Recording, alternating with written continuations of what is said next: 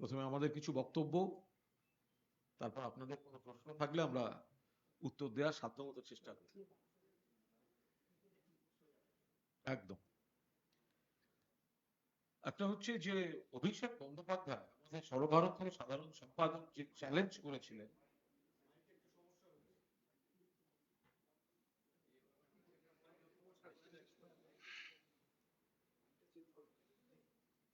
শোনা যাচ্ছে? শোনা যাচ্ছে তো? ঠিক আছে, ঠিক আছে।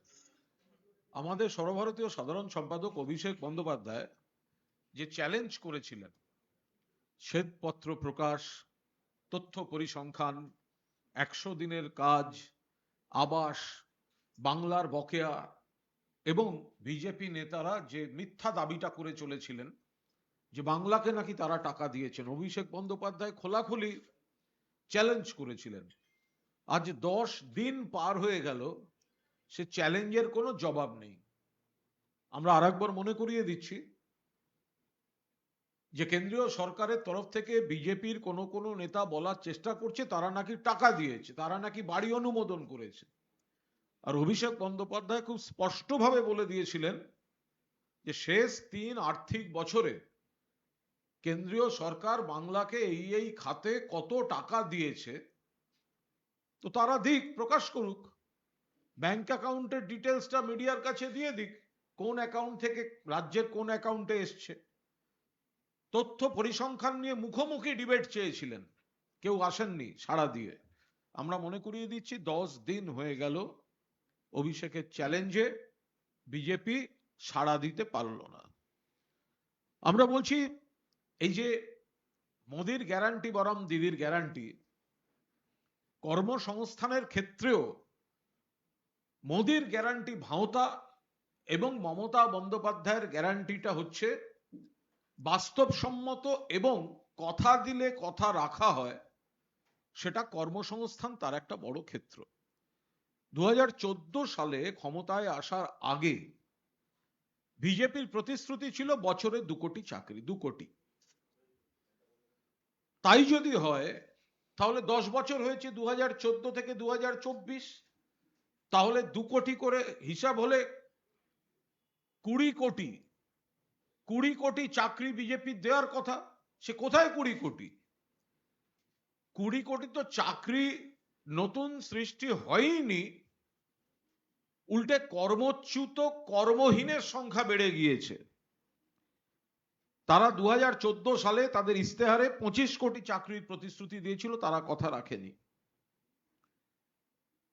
2023 সালে নরেন্দ্র মোদী তিনি নিজেই স্বীকার করেছিলেন 14 থেকে 23 এই 9 বছরে মাত্র 1,20,00,000 চাকরি বা কর্মসংস্থান হয়েছে, যেটা আসলের 5%ও নয়। 2023 সালের অক্টোবর থেকে ডিসেম্বর মাসে 20 থেকে 24 বছর বয়সী যারা 20 থেকে 24, বেকারত্বের হার 45%, 45%। অর্থাৎ বেকারত্ব নরেন্দ্র মোদীর জমানায় ক্রমশ বেড়েছে। 25 বছরের কম বয়সী যারা স্নাতক, তাদের 42%, 42% বেকার। আর উল্টো দিকে বাংলায় বেকারত্বের হার জাতীয় গড়ের থেকে কম। বাংলায় বেকারত্বের হার জাতীয় গড়ের থেকে কম, বাংলায় কর্মসংস্থান এবং চাকরি সৃষ্টি হচ্ছে, সেই কারণে সারা দেশে বেকারত্বের যে শতাংশটা বাড়ছে সেটা বাংলায় এসে রিভার্স হয়ে গেছে, সেখানে কিন্তু এটা কমের দিকে। বাংলায় 2 কোটি কর্মসংস্থানও সৃষ্টি হয়েছে। ফলে আমরা বলতে চাইছি যে মোদির গ্যারান্টি বনাম দিদির গ্যারান্টি, তো মোদির গ্যারান্টি মানে মুখে শুধু প্রতিশ্রুতি, কাজে হচ্ছে না, চাকরি দেননি, কর্মসংস্থান দেননি, উল্টে চাকরি হারিয়েছে, কর্মসংস্থান হারিয়েছে, কর্মী সংকোচন হয়েছে, ছাঁটাই হয়েছে, বেতন সংকোচন হয়েছে, কর্মচারীদের আয় কমে গেছে। এটা হচ্ছে মোদির গ্যারান্টির নমুনা। আর বাংলায় দেশের মধ্যে এই প্রতিকূল অবস্থা সত্ত্বেও বাংলায় বেকারত্ব বৃদ্ধির জাতীয় যে গড় সেটা বাংলা এসে বিপরীতমুখী হয়ে যাচ্ছে। এখানে কর্মসংস্থান এবং চাকরি বাড়ছে, ফলে আমরা বলছি কর্মসংস্থানের ক্ষেত্রেও দিদির গ্যারান্টিটাই কথা দিলে কথা রাখেন, গ্রহণ করার মতো কোনো অবস্থাতে মোদির গ্যারান্টির কোনো ভ্যালু নেই। এবং দেশকে যে বিপুল সংখ্যক বেকার নরেন্দ্র মোদীর সরকার উপহার দিয়েছেন, এটা একটা কলঙ্ক। দেশের সর্বকালীন কর্মসংস্থানের ক্ষেত্রে একটা সংকট চলছে। মমতা বন্দ্যোপাধ্যায় গোটা দেশের মধ্যে বাংলার মুখ্যমন্ত্রী, বাংলা আমাদের রাজ্যে তার উল্টো ছবি দেখাতে সক্ষম হয়েছেন। মহুয়া মৈত্রর বাড়ি বেরোলেন সিবিআই আধিকারিকরা, এবং ভোটের আগে দেখা যাচ্ছে যে ফিফল আইডি সিবিআই আইটি তিনজন একসাথে বিভিন্ন জায়গাতে এই তল্লাশিগুলো চালাচ্ছে। আমরা পরিষ্কার বলছি, সিবিআই এবং ইডিকে সম্পূর্ণ রাজনৈতিক উদ্দেশ্য প্রণোদিতভাবে ব্যবহার করা হচ্ছে অবিজেপি বা বিজেপি বিরোধী শক্তিকে দমন পীড়নের জন্য, এবং তৃণমূল কংগ্রেস এই প্রশ্নে বিজেপির গলার কাঁটা। সেই কারণে ইডি, সিবিআই এভাবে তাদের অপপ্রয়োগ চলছে। মহুয়া মৈত্র পার্লামেন্টারি কমিটি যেটা হয়েছিল সেখানেও কিন্তু তার বিরুদ্ধে একটা বড়সড় চক্রান্ত হয়েছে মহুয়া মৈত্রর বিরুদ্ধে। কেন হয়েছে না, মহুয়া মৈত্র নরেন্দ্র মোদী এবং বিজেপি সরকার কেন্দ্রিক কিছু দুর্নীতি নিয়ে প্রশ্ন তুলেছেন। প্রধানমন্ত্রী এবং বিজেপি সংক্রান্ত দুর্নীতি নিয়ে প্রশ্ন তুলেছিলেন মহুয়া মৈত্র। সেই কারণে মহুয়াকে টার্গেট করা হয়েছিল। সংসদীয় কমিটি যখন তাকে ডেকেছিল, তাকে কিছু অশ্লীল ইঙ্গিতকারী প্রশ্ন করেন বিজেপির সব লোকজনেরা। মহুয়া মৈত্রকে আত্মপক্ষ সমর্থনের কোনো সুযোগ দেওয়া হয়নি, তাকে দোষী সাব্যস্ত করে দেওয়া হয়। বিজেপি মরিয়া হয়ে গেছিল সংসদ থেকে মহুয়া মৈত্রকে বার করতে হবে, এবং সেই ষড়যন্ত্রের যে চিত্রনাট্য সেটাই চলছে, সেটা এবার সিবিআই কে লেলিয়ে দেওয়া হয়েছে। আমরা পরিষ্কার বলে রাখছি, মহুয়া মৈত্র আমাদের প্রার্থী, তিনি লড়বেন, লড়ছেন, জিতবেন, এবং এই চক্রান্তের মুখের উপর জবাব কৃষ্ণনগরের মানুষ এবং বাংলার মানুষ দিয়ে দেবেন।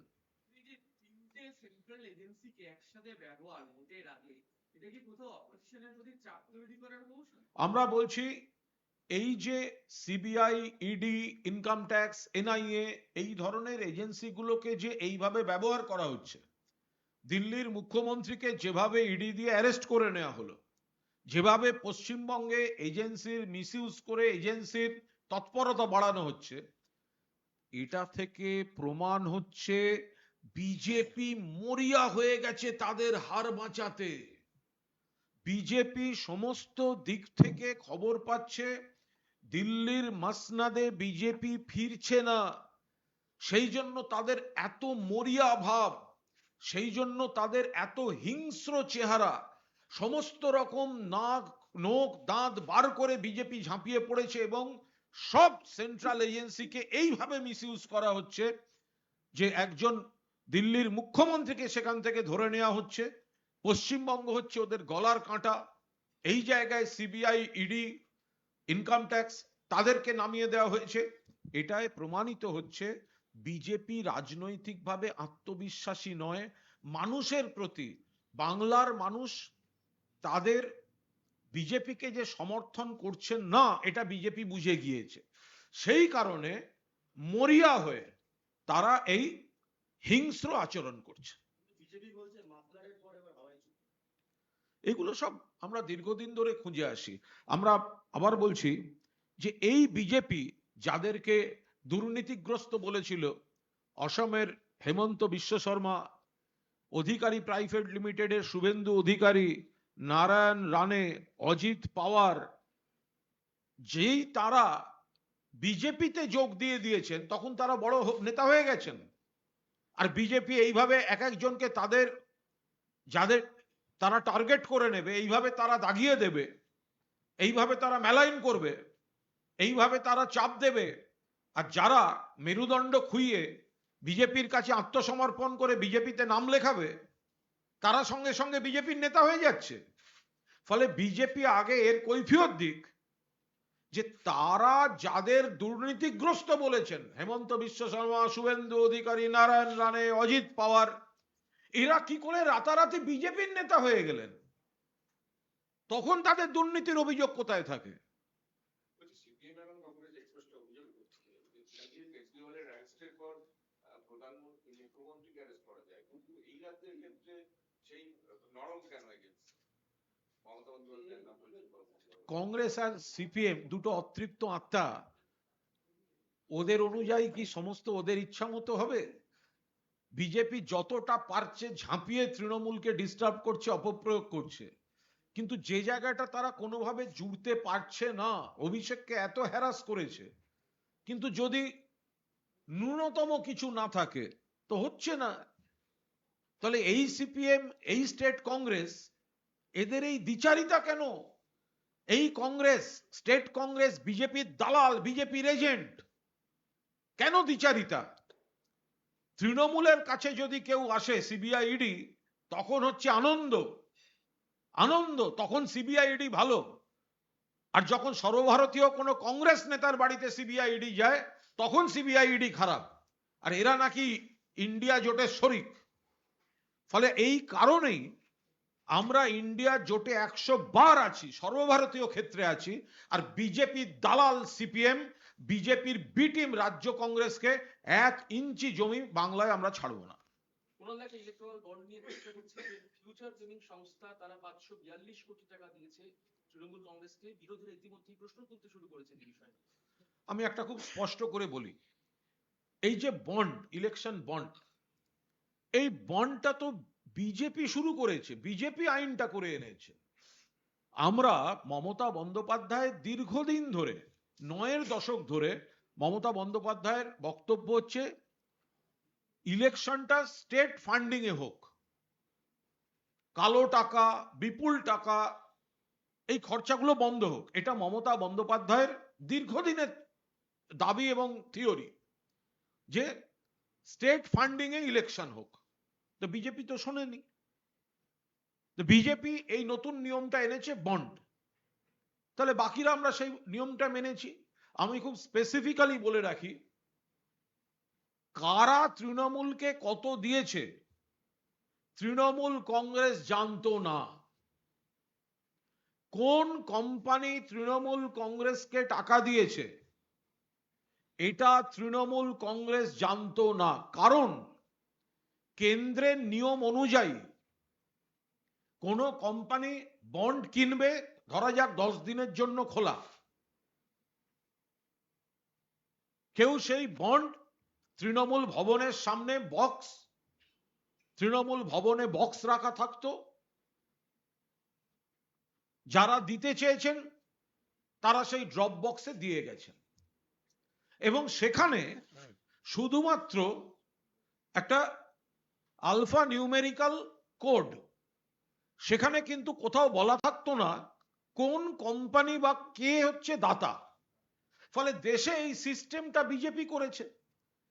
বিজেপি জানতো তাদেরকে কে দিচ্ছে, কারণ বিজেপির হাতে সিবিআই আর ইডি আছে, বিজেপি তাদের পাঠিয়ে একটা প্রসেসে এনে টাকাটা নিতে পেরেছে। কিন্তু তৃণমূলের হাতে কিন্তু সিবিআই ইডি ছিল না, ইনকাম ট্যাক্স ছিল না। তৃণমূল কংগ্রেস জানতো না কোন সংস্থা কত টাকা দিচ্ছে।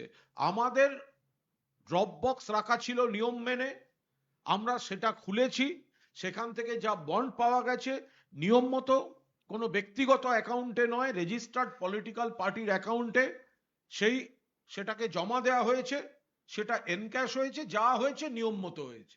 ফলে এর অমুকের কাছ থেকে কেন তৃণমূল নিয়েছে, তমুকের কাছ থেকে কেন তৃণমূল নিয়েছে, এই প্রশ্নটা প্রযোজ্যই নয়, কারণ তৃণমূল কংগ্রেস জানে না যে তৃণমূল কংগ্রেসকে কারা চাঁদা দিয়েছেন। হতেই পারে কেউ বিজেপিকে দিচ্ছেন, তারা আরো একাধিক দলকে দিচ্ছেন, হতে পারে কারো তৃণমূলের উন্নয়ন বা তৃণমূলের কাজ ভালো লেগেছে, নানা কারণ থাকতে পারে।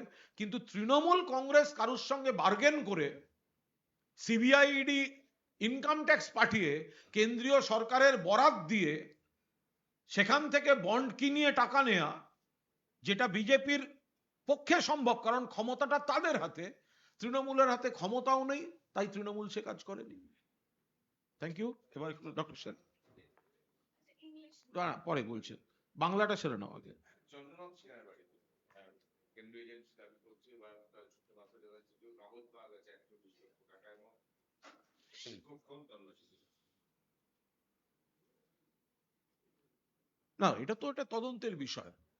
প্রথম কথা, ওটা কি পাওয়া গেছে সেটাও আমরা নিখুঁতভাবে জানি না, কারণ মন্ত্রীর সঙ্গে আমরা এখনো তিনি কি বলবেন। দুই হচ্ছে, যদি পাওয়া গিয়ে থাকে সেটা মন্ত্রী বলতে পারবেন যে ওটা কিসের টাকা, তার তাই তিনি যদি সেটা তার অ্যাকাউন্টে দেখিয়ে থাকেন বা সেই টাকাটা কেন কোথায় আছে তিনি যদি তার যুক্তিগ্রাহ্য কারণ দেখিয়ে দেন, টাকা থাকা মানেই তো খারাপ হতে পারে না। এখন সেটা যতক্ষণ না জানা যাচ্ছে ততক্ষণ কোনো একটা সূত্র মারফত কিছু বলা হলো আর সেটাকেই খারাপ ধরে নেওয়া হলো, এটা কিভাবে ধরবো? ফলে মন্ত্রী কি বলেন দেখি আমরা। শুভেন্দু অধিকারী কিন্তু একটা টুইট করেছেন, উনি বলছেন যে ইলেকশন কমিশনকে বলবো যে এমন দলদাস আইএসরা আছেন মানে তাদের অবিলম্বে ভোটের কাছে সরিয়ে দিন। একটু ইন্টারাপ্ট করছি, ডব্লিউবিসিএস এই শব্দটার প্রতি ভীষণ স্ট্রেস দেওয়া হচ্ছে। এর আগে দেখা গেল 4 ডব্লিউবিসিএস ডিএম কে পাঠানো হয়েছিল, কালকে কিছু আইএস অফিসারের লেভেল অফ র‍্যাঙ্কিং নিয়ে কোশ্চেন তোলা হয় এবং আজকে এই প্রসঙ্গে আবার তিনি এসেছেন। আমি আবার একটা কথা বলি, এটা একটা কেন্দ্রের ক্ষমতার অপব্যবহার করে দিশাহীন রাজনীতি, মানসিক অবসাদ, প্রার্থী পাচ্ছে না বিজেপি, লোক জোগাড় হচ্ছে না, জোড়াতালি দিয়ে একটা কোনো ক্রমে প্রার্থী তালিকা করার একটা চেষ্টা হচ্ছে। নিশ্চিতভাবে ভোটে গোহারা হারবেন শুভেন্দু অধিকারীরা জানেন, সেই কারণে একটা নির্বাচিত সরকার মমতা বন্দ্যোপাধ্যায়ের নেতৃত্বাধীন তাদের আধিকারিকদের বদল করতে হবে, বদলি করতে হবে এবং বিজেপির পছন্দের লোকদের বসাতে হবে। আমরা পরিষ্কার বলছি, মানুষ দেখছেন, একজন অফিসার বদলাও, 100 অফিসার বদলাও আর 1000 অফিসার বদলাও, ভোটার তালিকাটা তো আর বদলাতে পারবে না। ভোটার তালিকা বাংলার মানুষ মমতা বন্দ্যোপাধ্যায়ের তৃণমূল কংগ্রেসের প্রার্থীদের ভোট দেবেন।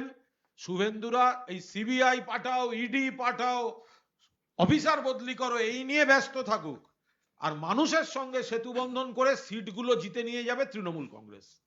আরেকটা বিষয় জানেন যে অনুব্রত মণ্ডলের যে হাল হয়েছে এখানকার বিধায়ক এবং কাউন্সিলরের কাছে। শুভেন্দু অধিকারী নিজে সিবিআই এর এফআইআর নেম, বিজেপিতে গেছে নিজের অ্যারেস্ট থেকে বাঁচতে, গ্রেফতারি থেকে বাঁচতে। বিজেপি ওকে চোর বলেছিল, ওর ভিডিও বিজেপি দেখিয়েছিল। এখনো বুঝতে পারছে পায়ের তলা থেকে মাটি সরছে, ও বুঝতে পারছে লোকসভা নির্বাচনে তৃণমূল বিপুল সাফল্য পাবে। ও দেখতে পাচ্ছে আদি বিজেপিরা সেভ বিজেপি কমিটি করে ওর নামেই পোস্টার দিচ্ছে, শুভেন্দুর বিরোধী পোস্টার দিচ্ছে বিজেপিরা। এই সব থেকে নজর ঘোরাতে এদিক ওদিক ঘুরছে আর দু চারটে কুৎসা, অশালীন মন্তব্য, অমার্জিত বক্তব্য সব করে বেড়াচ্ছে। পোস্টার কি ভোট বাক্সের প্রভাব ফেলবে? এই বিভাজন, এটা কি বিভাজন যেটা পুরনো বিজেপি পোস্টার দিয়েছে সুরেন্দ্রবাবুর বিরুদ্ধে, এটা কি ভোট বাক্সে শেষ করে প্রতিফলিত হবে বলে মনে করছেন? না না, বিজেপি মানেটা কি, পশ্চিমবঙ্গে বিজেপি মানেটা কি? পশ্চিমবঙ্গে বিজেপির যে গ্রোথ সেটা তো মূলত বামেরা কমে গেছে, কংগ্রেস কমে গেছে, তাদের অনেকটা ভোট বিজেপি পেয়ে গেছে। ফলে ওই জায়গাটা একটা বিজেপির বিষয় আছে। আর যারা পুরনো দিন থেকে বিজেপি করেন, আমাদের সঙ্গে তাদের নীতিগত আদর্শগত একটা লড়াই আছে, আদর্শগত লড়াই বিজেপির সঙ্গে। কিন্তু যারা পুরনো দিন থেকে বিজেপি করেন তারা দেখছেন যে কিছু লোক হঠাৎ এই দল ওই দল থেকে এসে তাদের দলটাকে হাইজ্যাক করে নিয়েছে, নেতৃত্ব নিয়ে নিচ্ছে, লাগাম ধরে নিচ্ছে। পুরনো বিজেপিরাই অপমানিত, পুরনো বিজেপিরা কোণঠাসা, পুরনো বিজেপিরা নমিনেশনের লিস্টে নেই। তো ফলে আত্মসম্মান থাকলে কোনো পুরনো বিজেপি নেতা কর্মী সমর্থক তারা কেউ বিজেপিকে ভোট দেবেন না। গতকাল আপনারা রাজ্যপালের এগেইনস্টে কমপ্লেন করেছিলেন ইসিতে, আজকে রাজ্যপাল বলেছেন যে তিনি সংবিধান পড়েছেন, সংবিধান বিরোধী কোনো কাজ করছেন না। পঞ্চায়েত ইলেকশনে ব্যাপক হিংসা হয়েছে, রাজ্যপাল সেখানে শান্তি এনেছিল এবং তিনি নির্বাচন প্রক্রিয়া হস্তক্ষেপ করছেন। এবং আরেকটা পোর্টাল চালু করেছেন লোকসভা, যার নাম না, আমরা পরিষ্কার বলছি এটা যে নির্বাচনটা নির্বাচন কমিশনের দায়িত্বে। লোকসভা নির্বাচন হচ্ছে জাতীয় নির্বাচন কমিশন এর দায়িত্বে। এখানে রাজ্য সরকার বা রাজ্যপাল প্রশাসনিক ক্ষেত্রে এনাদের কোনো ভূমিকা নেই। ফলে এখানে যদি কোনোভাবে রাজ্যপাল কোনো পদক্ষেপ নিতে চান, তিনি কোনো নিজের ভূমিকা তৈরি করতে চান, সেই দায়িত্ব কিন্তু কোনো নিয়ম কানুন রীতিনীতি রাজভবনকে দেয়নি। ফলে আমাদের বক্তব্য খুব পরিষ্কার, নির্বাচন আচরণবিধি শুরু হয়ে গিয়েছে, নির্বাচন ঘোষিত হয়েছে, জাতীয় নির্বাচন কমিশন এখন দায়িত্বে রয়েছেন। ফলে এখানে রাজভবন এমন কোনো পদক্ষেপ যেন না করে যেটা, যার দায়িত্বটা রাজভবনের নয়, যেটা নির্বাচন কমিশনের দায়িত্ব, সেখানে অনুপ্রবেশ করাটা এটা নিয়ম নীতি রীতি কোনোটাই সামঞ্জস্যপূর্ণ হবে না। একটা হচ্ছে যে আজকে সিপিএম এর সেকেন্ড লিস্ট প্রকাশ হচ্ছে পাকিস্তান থেকে, এবং তারা জানাচ্ছে কংগ্রেসের সঙ্গে জোটবদ্ধ হয়ে তারা এবার রাজনীতি করছে। আমি সিপিএম কে আবার বলছি, কমরেড মোহাম্মদ সেলিম, আপনাদের এইটুকু দম নেই 42টা ক্যান্ডিডেট দেওয়ার। আপনারা নাকি 34 বছর সরকারে ছিলেন। কমরেড মোহাম্মদ সেলিম, আপনারা নাকি ঘুরে দাঁড়াচ্ছেন। কমরেড মোহাম্মদ সেলিম, আপনারা নাকি ইনসাফ যাত্রা করছেন। 42টা ক্যান্ডিডেট দেওয়ার মুরদ নেই আপনার। আপনি শুধু নিজে দাঁড়াবেন বলে সুজন চক্রবর্তীকে গ্যারেজে পাঠাচ্ছেন। ও তো সিপিএম এর গোষ্ঠীবাজি চলছে, বিজেপিতে যেরকম গোষ্ঠীবাজি। আমরা যেমন শুনছি দিলীপ ঘোষকে মেদিনীপুর থেকে তুলে আনার জন্য শুভেন্দুরা মরিয়া, কে জিতবে দলের মধ্যে সেটা দেখতে হবে। বিজেপি হারবে, কিন্তু ক্যান্ডিডেটের মধ্যে কার ক্যান্ডিডেট নমিনেশনে জিতবে। সিপিএম এরও সমান, সেলিমকে ভোটে লড়তে হবে। অধীর চৌধুরীর সাপোর্ট চাই, সেই জন্য সুজন চক্রবর্তীকে বলি দাও, সান্ত্বনা পুরস্কার দিয়ে দমদমে পাঠিয়ে দাও, যেখানে সৌগত রায় বিপুল ভোটে জিততে চলেছেন। তো ফলে এটা ভূতেরও ভবিষ্যৎ আছে, কিন্তু সিপিএম আর কংগ্রেসের কোনো ভবিষ্যৎ নেই এ রাজ্যে। 21 সালে শূন্য পেয়েছিল আলাদা লড়ে, সরাসরি ভোট। বিজেপি দেশকে ডোবাচ্ছে, অর্থনীতি ডুবিয়েছে, সমাজকে ডোবাচ্ছে, তার বিরুদ্ধে লড়ছে তৃণমূল কংগ্রেস। যারা বিজেপিকে হারাতে চায় তারা তৃণমূল কংগ্রেসকে ভোট দেবে। সিপিএম আর কংগ্রেসকে একটা ভোট দেওয়ার অর্থ বিজেপির পারপাস সার্ভ করে দেয়া, সে কাজ বাংলার মানুষ করবে না। আর এদের 21 সালে তো লড়েছিল এই সিপিএম, এই কংগ্রেস, আইএসএফ জোট করে, তো সিপিএম শূন্য, কংগ্রেস শূন্য, বাংলার মানুষের দ্বারা প্রত্যাখ্যাত। নেড়া একবার বেলতলায় যায়, সেলিম আর অধীর চৌধুরী বারবার বেলতলায় যায়, তবে এবারও শূন্য হবে। লাস্ট হচ্ছে নওশাদ সিদ্দিকীর অবস্থা নিয়ে একটা ধোঁয়াশা তৈরি হচ্ছে। কিছুদিন আগেও বলেছিলেন যে এবার লড়বো, এখনো পর্যন্ত নিশ্চয়তা নেই যাচ্ছে। দেখুন, টানা করেন কংগ্রেস। না, নওশাদ সিদ্দিকী একটা আলাদা দলের বিধায়ক। নওশাদ সিদ্দিকী তিনি একটা আলাদা দল চালান তারা। ফলে রাজনীতির বক্তৃতার সময় নানা রকম কথা বলতে পারেন, কিন্তু ক্যান্ডিডেট দেওয়াটা একটা হাইলি টেকনিক্যাল ব্যাপার। কোথায় দেবেন, কিসের ভিত্তিতে দেবেন, তাদের সম্ভাবনা কতটুকু, এটা সম্পূর্ণ তাদের সিদ্ধান্ত। ফলে তারা কোথায় ক্যান্ডিডেট দিচ্ছেন আর কোথায় দিচ্ছেন না, এই নিয়ে নওশাদ সিদ্দিকীর উপর আমি কোনো মন্তব্য করব না। একটু নরম দেখাচ্ছে অবস্থা। নওশাদ নরম মনে হচ্ছে। আরে নরম বা গরমের কি আছে? নওশাদ সিদ্দিকী নিয়ে একটা দল চালান আইএসএফ, সেই আইএসএফ একবার তাদেরকে নিয়ে সিপিএম কংগ্রেস সব লড়েছিল। ফলে সব সিপিএম শূন্য পেয়েছে, কংগ্রেস শূন্য পেয়েছে, নওশাদ সিদ্দিকী জিতেছিলেন। দেখুন, ওনারও বাস্তব নিশ্চয়ই উনি দেখেছেন চারপাশ, এই কংগ্রেস সিপিএম এর কথাবার্তা শুনলে টুনলে কি হয় ইত্যাদি ইত্যাদি। এবার ওনাদের দল, ওনারা কোথায় প্রার্থী দেবেন কোথায় দেবেন না, এটা সম্পূর্ণ তাদের স্বাধীন সিদ্ধান্ত। ফলে এ ব্যাপারে কেন মন্তব্য করতে যাব? আপনারা গভর্নর এগেন্সে কালকে ইলেকশন কমিশনে চেপে দিয়েছেন, এটা কেন? না সেটাই তো বললাম যে রাজ্যপাল তিনি ইলেকশন প্রসেসের মধ্যে তিনি যে একটা পোর্টাল খুলছেন বা তিনি ল অ্যান্ড অর্ডার নিয়ে যে কথা বলছেন বা তিনি পাবলিককে ইলেকশন এই সময়টায় তার সঙ্গে যে যোগাযোগ করতে বলছেন, আমরা রাজ্যপালকে বলছি যে মাননীয় রাজ্যপাল ইলেকশন প্রসেসটা ইলেকশন কমিশনের দায়িত্বে। ফলে এই সময় আপনি কোনো কিছু করতে পারেন না, নিয়ম নীতিতে রাজভবনের কোনো স্লট ইলেকশনের ক্ষেত্রে নেই। ফলে রাজ্যপাল যদি রাজভবনকে ব্যবহার করে এই ধরনের কোনো স্লট তিনি তৈরি করতে যান, তো সেক্ষেত্রে নিয়ম কানুন মেনেই সর্বভারতীয় তৃণমূল কংগ্রেস আপত্তি জানিয়েছে। ওনাদের গার্ডেন রিচে বিল্ডিং বিপর্যয়ের পর একটি স্কুল মদিয়ালি স্কুলেরও সেই একই অবস্থা, ওই জন্য ছাত্রছাত্রী এবং অভিভাবকরা তারা খুব উদ্বিগ্ন রয়েছে। না না, গোটা বিষয়টা ওখানে তো মেয়র গেছেন, মেয়র পুরোটা দেখছেন, মেয়র তথা পুরমন্ত্রী ফিরহাদ হাকিম তিনি গোটা এলাকাটার বিষয়ে আরো যা যা কি অভিযোগ আছে বা যে বাড়িগুলি সম্পর্কে একটু উদ্বেগ আছে গোটাটা ফিরহাদ হাকিম দেখছেন। Thank you. আঙুলের যে ডিফেন্স তারিখে এখন নোটিশ পাঠাচ্ছে তাকে, এবং 28 তারিখ তাকে ভেঙে দেওয়া হবে বলে বলা হচ্ছে। না না, যেটা অভিযোগ এসছে না যদি পরেও হয়ে থাকে, কিন্তু এখন যখন নজরে এসছে নিশ্চিতভাবে যেটা করা উচিত সেটা পুরসভা করছেন। এতদিন হয়নি বলে আগামী দিনেও হবে না সেরকম তো কোনো বিষয় নেই। কোনোভাবে যদি নজর এড়িয়ে গিয়ে থাকে তার জন্য যাদের গাফিলতিতে নজর এড়িয়েছে তারা যেমন সমালোচিত হবেন, ধিক্কৃত হবেন, তদন্তের মুখে পড়বেন, পাশাপাশি সমস্যাটার তো সমাধানও ফিরহাদ হাকিম করছেন। Thank you.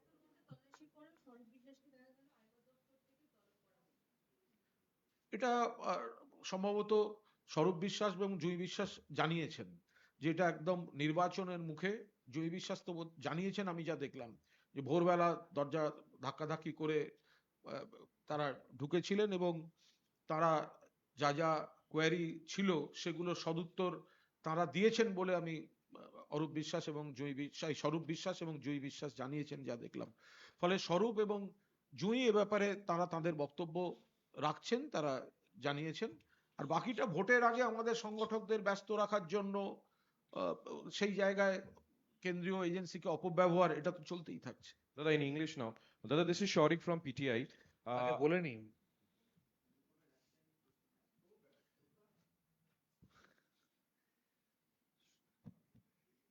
So good afternoon and welcome you all on behalf of All India Trinamool Congress. You know that it's almost 225 hours, that's almost 10 days, since our National General Secretary come Member of Parliament, Mr. Abhishek Banerjee, he has thrown a challenge to Bharatiya Janata Party after our Prime Minister falsely said that he has released funds for Bengal. But unfortunately, as BJP knows it very well, that statement was totally false. They didn't scare to accept the challenge of Abhishek Banerjee. Abhishek Banerjee said time and again that please come up with white papers. You tell me the date, you tell me the venue, I will be there.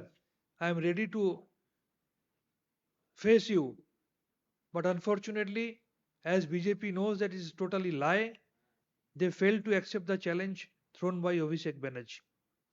Secondly, when we are sitting on 23rd of March, Trinamool Congress has declared its candidates in all 42 seats in our state of West Bengal on 10th of March. But unfortunately, BJP, who claims to be the largest political party of the world, they are yet to announce their 23 candidates in our state of West Bengal, forget about the entire country. They are in search of candidates, and so far the candidature is concerned, their inner conflict is coming on the surface every day. Now, we know we are coming up with series of Modi guarantee, that is zero warranty in reality versus Didi guarantee. Today it's our third episode. Today our topic is job. You know, in 2014, Prime Minister Mr. Narendra Modi, he became Santa Claus and he gave some promises. Each of one was proved to be false later on. one of which was 2 crores of employment per year. That is, it was supposed to be 25 crores of jobs, and it was given in their manifesto also. But unfortunately, in 2023, Modi government itself admitted that only 1.2 crore of jobs created since 2014. That is, it was only even less than 5% of the original guarantee. So once again, it proves is Modi guarantee, which is actually zero warranty. So far the unemployment rate is concerned, in our country, unemployment rate in the age group of 20 to 24, that is the youth. You know, recently Modi ji is talking about youth. They are talking for youth so much. But unfortunately, the unemployment rate in the age group of 20 to 24 years is 45% in October, December 2023. 42% of graduates under 25 years are unemployed. I repeat, 42% of graduates in the country who are under 25 years, they are still unemployed. Where on the contrary, unemployment rate in Bengal has been consistently below the national average. If you go through the data given by CMIE, that is Center for Monitoring of Indian Economy, in 2023, the national average of unemployment rate was 7.1%, whereas in Bengal, it was 4.8%. And in our state of West Bengal, under the leadership of our Chief Minister, Madam Mamata Banerjee, despite having COVID, despite facing so many non-cooperations from the central government, Bengal has created 2 crore jobs.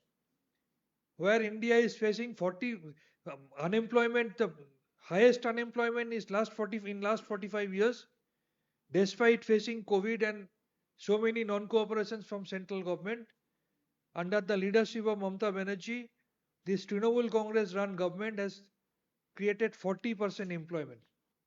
So Bengal has created 2 crores of jobs. Any question in English? After 14 hours of raid being conducted at Chandranath Sinha's residence by Enforcement Directorate, and news coming up from ED sources that his iPhone has been seized and some financial transaction has been looked into.